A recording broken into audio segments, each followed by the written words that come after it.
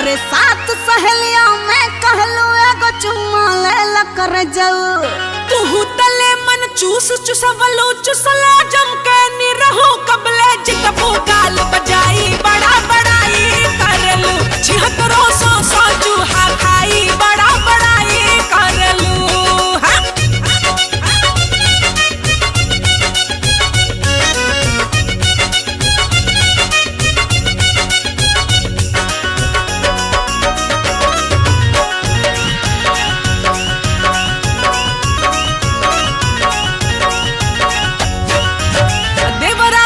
सतावेला में पवन से पेच लड़वलू अरे जग जाहिरवा तो देवरा बड़ा सतावेला में पवन से पेच लड़वलू।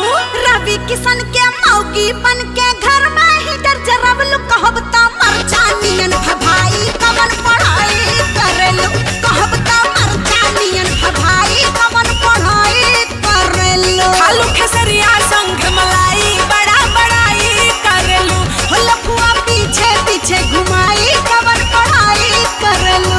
कहता चिंटुओं के भी बुलाई बड़ा बड़ाई करेलू काले बुरकरों के फसाई कवन पढ़ाई करेलू। झगड़ाओं करे से फरियाई बड़ा बड़ाई करेलू। काहो पेट भरल कि ना भेटाई कवनो मरद भेटाई कवनो भेटाई कवनो मरद भेटाई कवनो तजैबू दुनु जनी ठंडाई मरद भेटाई कवनो देह के गर्मी कुल झर जाई मरद भेटाई।